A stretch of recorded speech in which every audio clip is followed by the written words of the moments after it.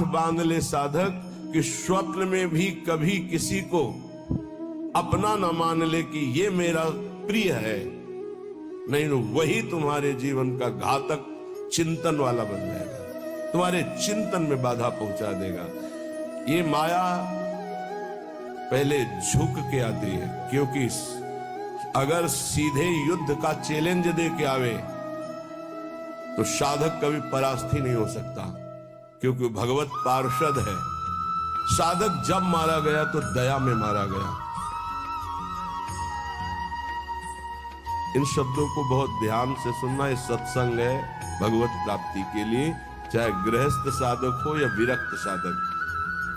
कभी माया ऐसे चैलेंज करके नहीं आती संतों के पास, साधकों के पास, भक्तों के पास, क्योंकि जानती चैलेंज करने पर इनका स्वामी खड़ा हो जाएगा, और स्वामी साथ खड़े तो वो दासी है माया, सामने टिकेगी नहीं, भाग जाएगी। वो बड़ी चतुरता से आती, प्रवीणता से झुक के आती है और झुका के रौंद के जाती है। ये लिख लो कागज में, चाहे दिमाग में लिख लो। झुक के आती है और झुका के रौंद के रुला के फिर उन संतों का अनुभव निकलता है। स्वप्न में भी कभी किसी को अपना ना माने। यहां जीवन में ये बात लिख लेनी चाहिए। ये अनुभव की बात है। विक्षेप त्रिभुवन में कोई नहीं डाल सकता।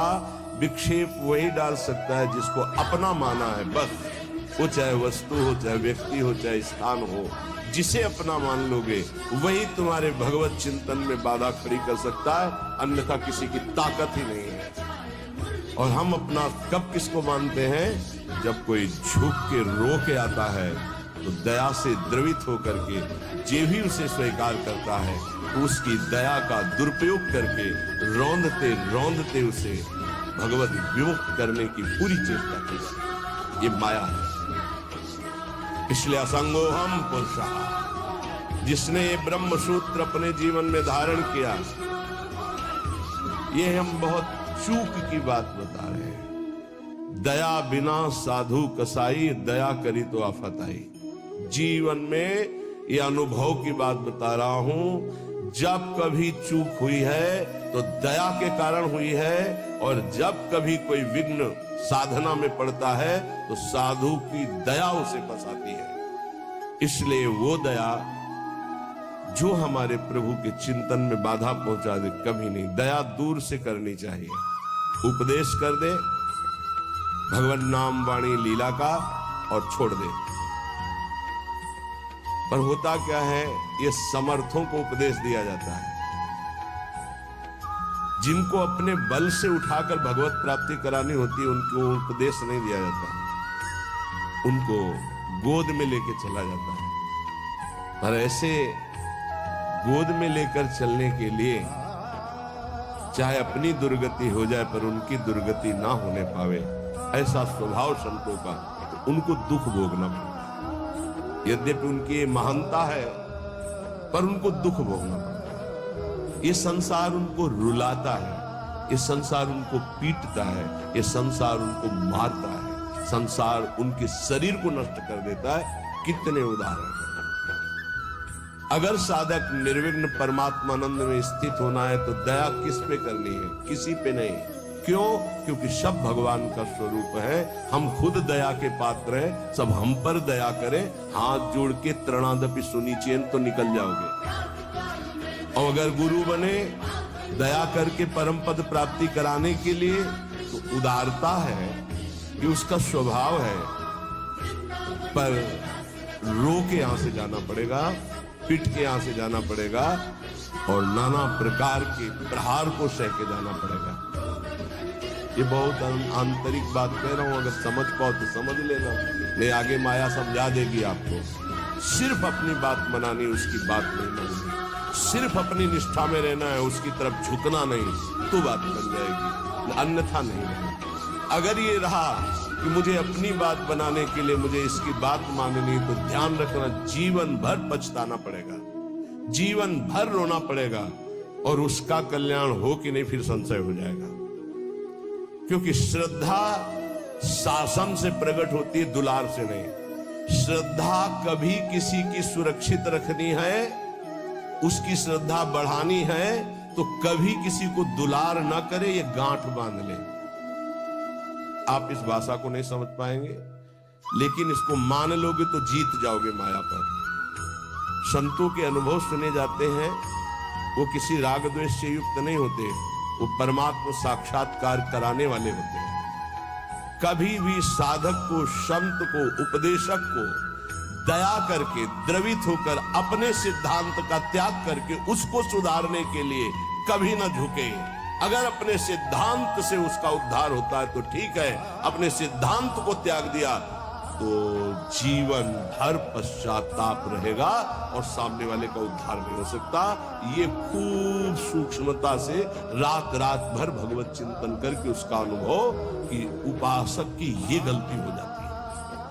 अपने लोग किसी भी बात को, किसी भी घटना को घुस करके हुए घुनाक्षर न्याय, जो जैसे घुन गेहूं को ऊपर पूरा सुरक्षित रखता है और एक जगह से छेद करके अंदर जाता है और पूरा का पूरा माल ले लेता है, केवल खोखा रह जाता है, ऐसे उसे घुनाक्षर न्याय कहते हैं। किसी भी घटना, किसी भी शब्द पर घुस जाना और उसके रहस्य को निकाल करके ज्यों का त्यों ऐसा अनुभव करें। ये उपासक बड़े बड़े संतों से गलती हो जाती है और इसी गलती का नाम साधुता है। इसी गलती का नाम साधुता है कि वो अपनी गति दुर्गति का ध्यान न रख करके पामर जीवों को परम पद प्रदान करने के लिए नीचे उतर जाते हैं। हम जैसे हैं वैसे प्रियालाल के हैं। हमारे प्रियालाल में अपार सामर्थ्य है। साधक जब तक भगवत साक्षात्कार न कर ले तब तक तटस्थ भूमिका रखे, कभी किसी को अपना न मान ले, नहीं तो भगवत साक्षात्कार में बाधा पड़ जाएगी। तुम जैसे हो वैसे भगवत साक्षात्कार कर सकते हो। हमारी बात ध्यान रखना। काम है, क्रोध है, लोभ है, चिंता मत करो। ये नारकी गति प्रदान करने वाले शत्रु हैं, पर हम जिनके शरणागत हैं उनके प्रभाव से, जैसे जंगहा लोहा पारस के प्रभाव से सोना बन जाता है, तो पारस भी तो जड़ है। जड़ पारस अपना स्वभाव नहीं छोड़ती तो चैतन्य घन परमात्मा और हमारी स्वामिनी किशोरी जो, वो अपना स्वभाव कैसे छोड़ देंगी? उनका स्वभाव ही है जो उनकी शरण में आ गया उसे निर्मल कर देना, प्रेम प्रदान कर देना। पर अपना कोई एक स्वप्न में भी नहीं होना चाहिए। सपने हो और न देखत कोई ऐसा सहयोगी नहीं है जो मुझे प्रियालाल में लीन करने का सहयोग करे। प्रियालाल से दूरी बनाने वाला मित्र तो मिल जाएगा। जब तुम भगवत मार्ग में चलोगे तो रुददपि पित्र मात्र बंधु पुत्रादिकम अपहाय सम्य नारहत दुखते ही, तुम्हारे माता पिता तुम्हारे विरुद्ध हो जाएंगे भगवत मार्ग में चलोगे तो। कोई बिरला ही होता है जो अनुकूल हो जाए। बहुत कठोर हृदय भगवत मार्ग में चाहिए। ममता से लड़ने के लिए कठोर हृदय चाहिए। समता में स्थित होने के लिए सहृदय चाहिए। दोनों बात होना, ये हमारे प्रभु के सद्गुण हैं। कुसुम से भी कोमल और वज्र से भी कठोर, अपने शब्द के लिए कठोर।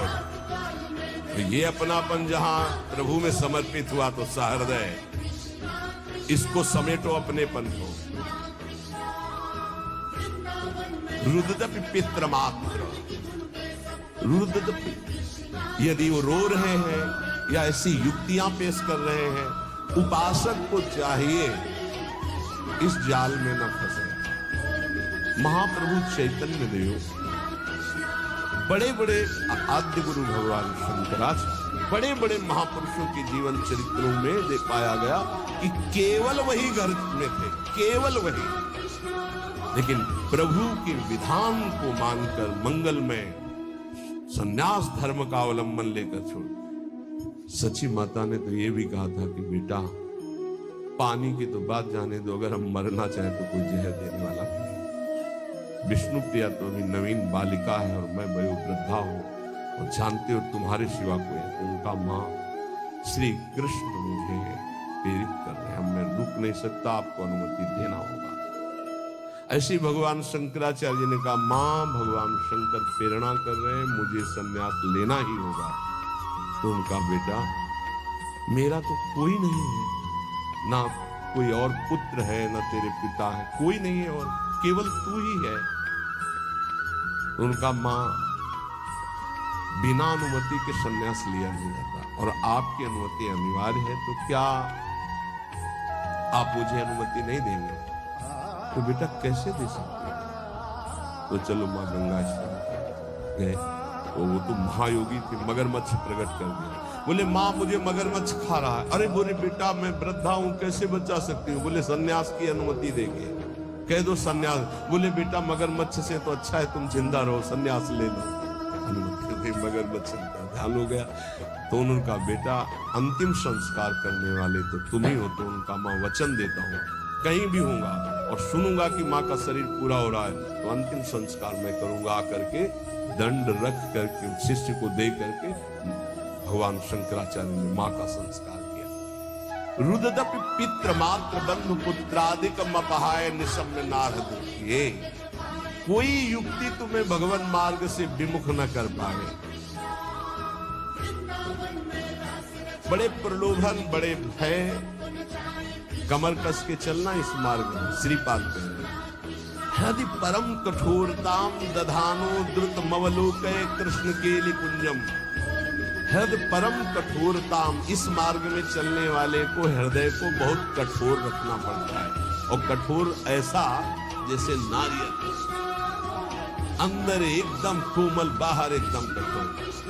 बाहर नारियल जैसा रहे ना, नारियल को देखो जटा फिर कठोरता उसकी खप्पर की, और अंदर देखो बड़ा मुलायम मीठी गरी। ऐसे संत होते हैं, हृदय से एकदम कोमल, बाहर से एकदम कठोर, उनको जल्दी कोई पहचान नहीं सकता। हृदय परम कठोरताम दधानो द्रुत मवलोके कृष्ण केलि कुंजम। यदि तुम मेरी ये बात मान गए और हृदय को कठोर कर लिया और ममता का त्याग करके निरंतर भजन किए, तो इसी जन्म में तुम श्री कृष्ण केलि कुंजम, श्री कृष्ण केलि कुंजम क्या, राधा केलि कुंजम, हाँ श्री राधा केलि कुंजम प्रवेशम, प्रवेश हो जाएगा श्री जी की केलि कुंज में। ये संपूर्ण वृंदावन राधा केलि कुंज है, प्रियालाल की केलि कुंज है। मान जाओ, हम ये नहीं कह रहे कि हमारे भाव कहने का कि आप सन्यास ले लो, नहीं है। हृदय को मोह ममता रहित करके उन्हीं के बीच में रखकर उनकी सेवा करते हुए खूब भजन करो। ये तुम क्यों नहीं किया? हमारे भाग्य में लिखा था, ये तुम्हारे लोगों के भाग्य में लिख दिया है। किसने लिखा है? ब्रह्मा ने नहीं लिखा, गुरु ने लिखा है। ये ब्रह्मा के लिखे भाग्य से नहीं, कुंडली देख लो अपनी, निकलवा लो कुंडली, उसमें लिखा हो कि बाबा जी बनेगा तो हमें बताना। ये गुरु भाग्य बदल दिया। ये संत जन जहां जाते हैं ना, नारद सिख जे सुनहि नर नारी,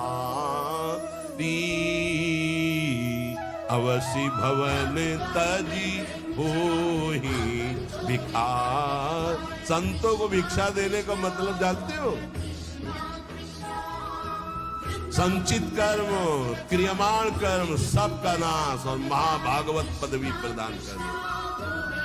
जहां संत जाते हैं, जहां संत जूठन गिरती है, जहां संत वचन होते हैं, वहां माया की दाल नहीं गलती, वहां परमात्मा प्राप्ति के लिए उस जूठन से एक न एक पौधा तैयार होता ही रहता है। जहां संतों का चरणामृत गिरा और संतों की जूठन गिरी, वहां एक नया बीज प्रकट होता है। और सो कुल धन्य उमा सुन जगत पूज्य सुपनीत, श्री रघुवीर परायण जे जन उपज विनीत। नाम प्रसंग कहे तो उपदेश जाया, धर्म धन्य सो देश धन्य सो कुल जे जन्म भयो। धन्य सो तात धन्य सो माय, संतत सकल सुनो चितलाय, श्री हरिवंश प्रताप। ये जाना है श्री जी मिल गई तो अनंत जन्मों की बिगड़ी बन गई। जिसे भगवत प्राप्ति होनी होती है उसके लक्षण क्या होते हैं? श्री भगवान सिद्ध पुरुष के लक्षण और भगवत प्राप्ति जिसको होनी होती है उसके वो आदर्श लक्षण होते हैं। भगवान श्री कृष्णचंद्र जी गीता जी में कह रहे हैं कि हे अर्जुन, यदृच्छालाभ संतुष्टो, ये बहुत सुंदर श्लोक है, जीवन में उतारिएगा। यदृच्छालाभ संतुष्टो द्वंद्वातीतो विमत्सरः, शमः सिद्धाव सिद्धौ च कृत्वापि न निबध्यते। यदृच्छालाभ संतुष्टः, हे उपासक, ये सिद्ध महापुरुष के लक्षण है और उपासक को ये धारण करना चाहिए जिसे भगवत प्राप्ति करनी है।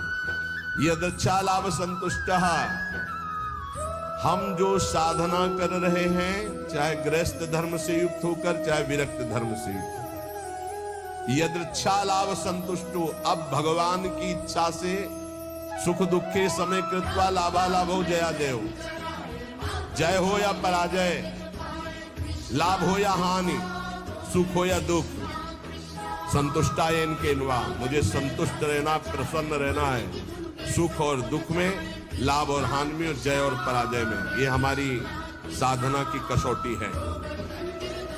साधना में पराजित हो गया और शांत है, यही तो साधुता है।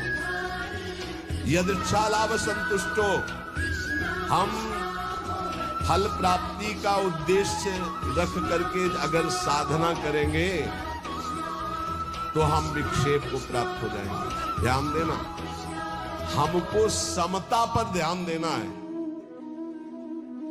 यह है साधना का फल, और इस पर ध्यान प्राया नहीं। समता का क्या मतलब? हार और जीत में समान, लाभ और हानि में समान, सुख और दुख में समान। ये भगवान के वचन है। सुख दुखे समय कृत्वा लाभालाभो जया जय, चित्त विक्षेप में या आनंद में समान, परिस्थिति बिगड़ी हुई या सही समान, कोई साथ दे रहा है या नहीं समान, साधना का फल मिल रहा है या नहीं समान। अरे 20 साल हो गए अभी वही काम करो तो लोग समान, विक्षेप नहीं, शांत। यदृच्छालाभ संतुष्टो द्वंद्वातीतो विमत्सरः, बहुत अमृत में हम साधना कर रहे हैं, अनुकूलता मिले या प्रतिकूलता, लाभ मिले या हानि, मान मिले या अपमान, स्तुति मिले या निंदा, विकार है या निर्विकार, पर हमारी स्थिति में फर्क नहीं पड़ेगा, हमारी निष्ठा पे फर्क नहीं पड़ेगा, हमारी श्रद्धा पे फर्क नहीं पड़ेगा। यदृच्छालाभ संतुष्टो, पकड़ो पकड़ो इस बात को, अभी आनंदित रहोगे। हमें मतलब है नहीं अपने हृदय से, क्यों नहीं मतलब है? हमने दे दिया ना प्रभु। बोले हमारा मन शांत नहीं, तो तुमने दिया क्या? किस तरह झूठे दानी हो। शरणागति तो यही से होती, तनुवान मनोभिरमलई सोहम तयुवाश्रिता, शरीर मन वाणी कर्म प्राण सब कुछ प्रभु को समर्पित, मैं सहित। अब हमारा क्या, ये तो हरि का है, प्रियाजू का है। फिर सुन लो, योगी सांगोपांग साधना करता है, साधना में कायरता नहीं है, लेकिन फल में अनुकूलता हो या प्रतिकूलता, लाभ मिले या हानि, मान मिले या अपमान, स्तुति हो या निंदा, जो कुछ भी हो उस समय अंतःकरण में सम रहना, ये साधना की उत्तम अवस्था है। असंतोष पैदा ना होने पावे, ये तो हुई विरक्त साधक या भगवत भक्त। अगर गृहस्थ में है तो जैसे उत्तम व्यापार करता है, व्यापार में घाटा हो जाए या लाभ हो जाए तो भूले नहीं, घाटा हो जाए तो प्रभु को भूले नहीं, समान भाव। फिर हम प्रयास करेंगे। अंतःकरण बिगड़ना नहीं चाहिए, श्रद्धा नहीं बिगड़नी चाहिए। हर एक परिस्थिति में तुम्हारा अंतःकरण अपनी आराधना में लगा रहना चाहिए, तो उसके हृदय में जो फल होगा उसका नाम होगा समता, जो भगवत प्राप्ति का स्वरूप है। ऐसा नहीं कि लाभ का और हानि का उसे ज्ञान नहीं होता, होता है, पर उसको दुख नहीं होता। किसको? जो भगवद आश्रित भजन करने वाला होता है। लाभ होने पर अभिमान नहीं होगा, हानि होने पर दुख नहीं होगी, जय होने पर फूलेगा नहीं, पराजय होने पर निराश नहीं होगा। परिणाम में सुखी दुखी ना होना ये साधक का लक्षण है, परिणाम में सुखी दुखी होना ये संसारी पुरुष का लक्षण है। साधक का अंतःकरण अनुकूलता प्रतिकूलता के असर से ऊपर होता है। संसारी पुरुष का हृदय अनुकूलता पे हर्षित होता है, प्रतिकूलता पे रोता है, शोकित होता है। तुम संसारी पुरुष नहीं हो, घबराना नहीं।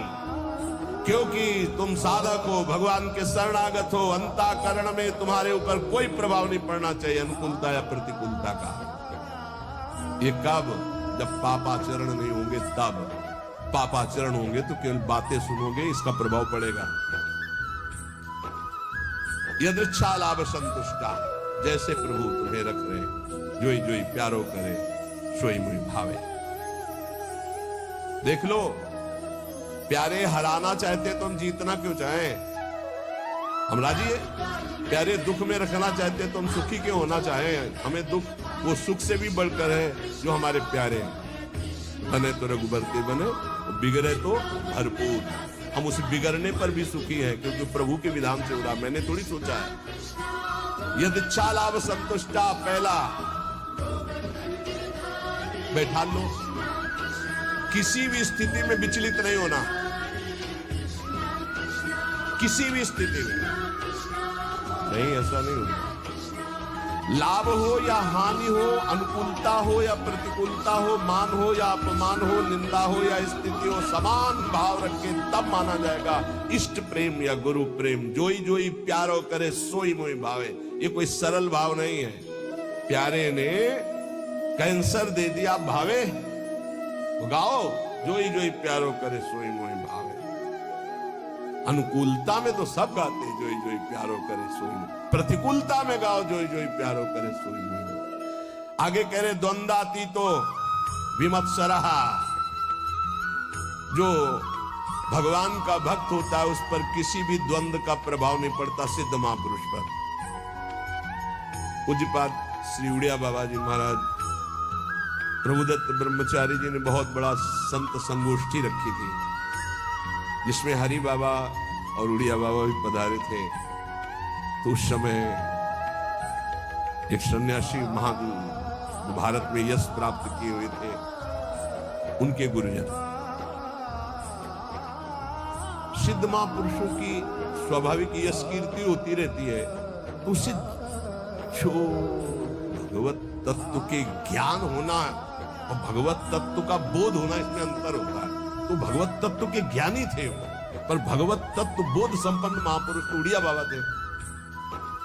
उन्होंने बस समस्या इतनी थी कि हरि बाबा जब घंटा बजाते थे तो सबसे पहले ओ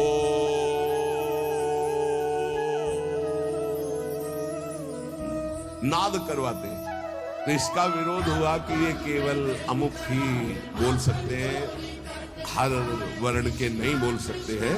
उड़िया बाबा से कहा गया कि आप वहां बैठे हैं, आप इसका विरोध क्यों नहीं करते? उड़िया बाबा ने कहा हरि स्वयं हरि हैं, हरि बाबा स्वयं हरि हैं, वो जो कुछ करते हैं सब परम धर्म है, हम उनका विरोध नहीं कर सकते। इसी बात को लेकर के बाबा की बहुत निंदा की भरी सभा में बाबा बैठे थे पद्मासन। बाबा के बड़े बड़े व्याकरणाचार्य, बड़े बड़े ब्रह्मबोध संपन्न महापुरुष संग में रहते थे उड़िया बाबा। तो खड़े हो गए बड़े ज्ञानी जन और कहा कि बाबा उसकी तरफ देख के बाबा ने सबको बैठा दिया और बैठे रहे आधा घंटे।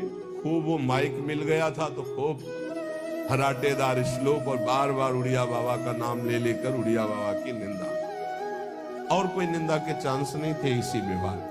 सन्यासी होकर के ऐसा विरोध नहीं करते, ऐसा ऐसा ऐसा। बाबा जब संपन्न हो गई निंदा तो उठे अपनी कुटिया में आ गए। सब शिष्य जन जो और मित्र जन जितने थे सब, बाबा आपने रोक क्यों दिया उनके, तो हम मुख बंद कर देते, ऐसे नहीं बोले। यही सत्संग सुना तुमने, यही आज तक हमारे संग का फल रहा कि तुम उनका मुख बंद कर। देखो वो जो निंदा कर रहे हैं सही कर रहे हैं। शरीर धर्म को लेकर के अगर निंदा कर रहे हैं तो बहुत सही बोल रहे हैं, और आत्म स्वरूप को लेकर कह रहे हैं तो जो वो आत्मा है वही आत्मा है, अभेद है, वो अपने आप की अपनी निंदा कर रहे हैं। तो हमें क्या परेशानी है, क्योंकि आत्म तत्व तो एक है। और शरीर की निंदा तो शास्त्र करते हैं, हम करते हैं, वो भी कर रहे हैं, क्या परेशानी है? कोई समझता, कोई क्षोभ नहीं निंदा। द्वंदाती तो ये तो सिद्ध पुरुष के लक्षण होते, साधक को ऐसा ही होना चाहिए। अगर हमारी कोई निंदा करता है तो हमको बिल्कुल ऐसे रहना है जैसे कोई हमारी प्रशंसा करे तो हम कैसे रहते हैं। प्रशंसा में हम तटस्थ रहते हैं, हृदय में हर्ष नहीं होने देते, तो निंदा में हमें तटस्थ रहना, हृदय में शोक नहीं होने देना। ये द्वंद्व है, निंदा और स्तुति। ऐसे ही मान अपमान में, ऐसे ही अनुकूलता प्रतिकूलता में, ऐसे ही सुख दुख आदि में, तो ऐसे ही जन्म मृत्यु में आप द्वंद्वातीत अवस्था को प्राप्त हो जाएंगे। ना आपको मृत्यु का भय होगा, ना जन्म का भय होगा, क्योंकि आप जीवन मुक्त हो जाएंगे।